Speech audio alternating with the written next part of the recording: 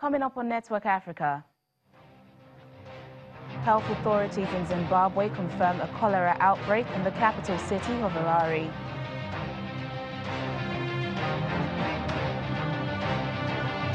Djibouti and Eritrea agreed to re-establish ties a decade after a border dispute led to strained relations.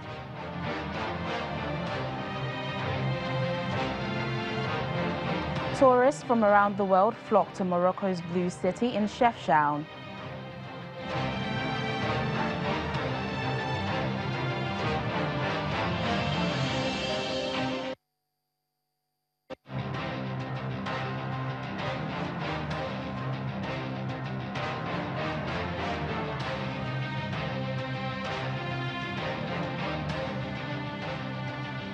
Hello and welcome to the program. I'm Teniola Shibowale. Health authorities in Zimbabwe have confirmed that a cholera outbreak in the capital has claimed the life of at least one person.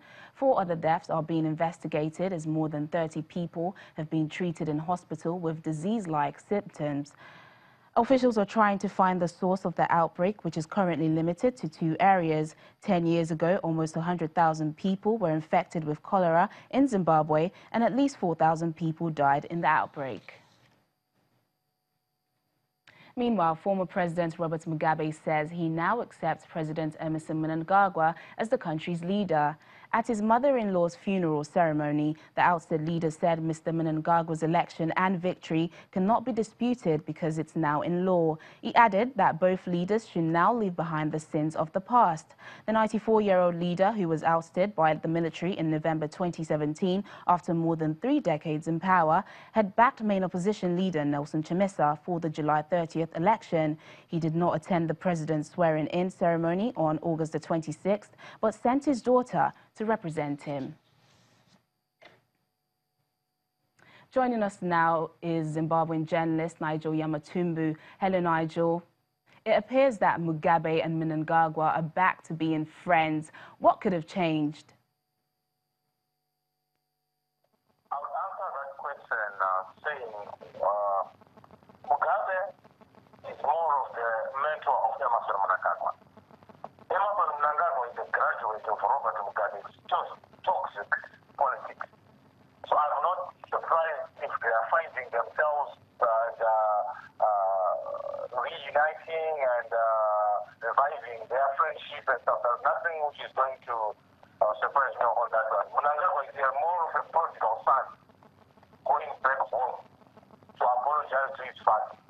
Something like that. So it's a case, just like that biblical political son, the sort of that political son. This is the case of Mnangagwa. Nothing new. Even Grace Mugabe, who hasn't had the best relationship with the president, seems to be warming up to him. Is there a catch or deal to this?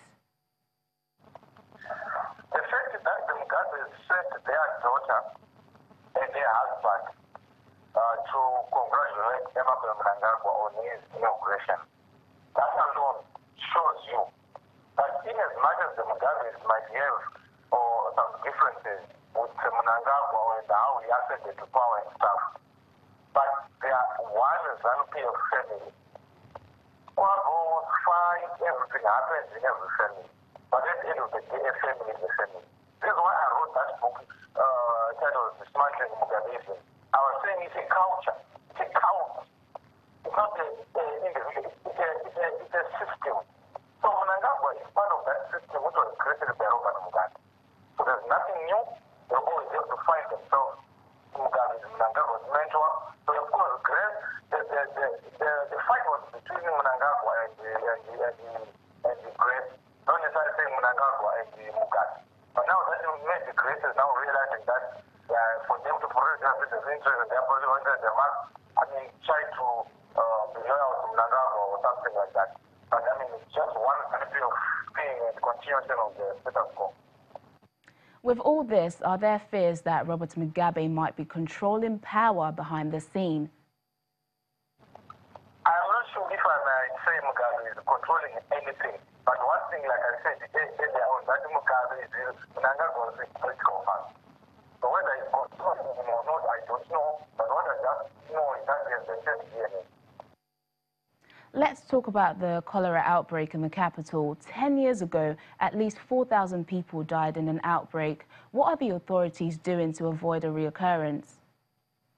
Government, local government, which is the problem that, of course, with the government, the national government, which will try to blame the local council, and shifting the blame to the local council, but the issue is the government itself is not delivering. We need a government which delivers social services, access to clean water, and all those things, school pollution and stuff. So if the government, the local government is weak, this is why we have this problem like cholera, typhoid, and stuff. So goes back to the issue that the government is failing upon the government is failing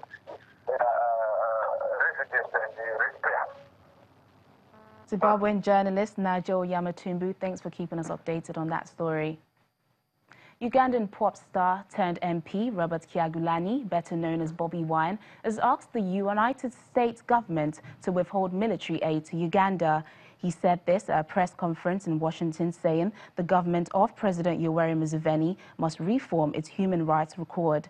Bobi Wine arrived in the United States for medical treatment last weekend after authorities in Uganda eventually allowed him to leave. Mr. Wine, who entered politics after winning a by-election last year, has emerged as a potential threat to the 32-year rule of Museveni. I must go back home. Uganda is my home. I don't have another home. I'm Ugandan. And I'm going back home.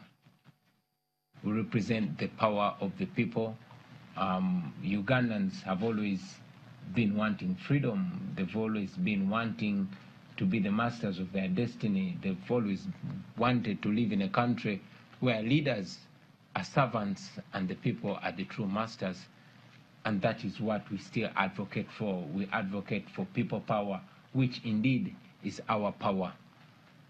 And to assert that no amount of brutality, no amount of repression is going to cow us down. We saw to ourselves that we shall insist on the fight for freedom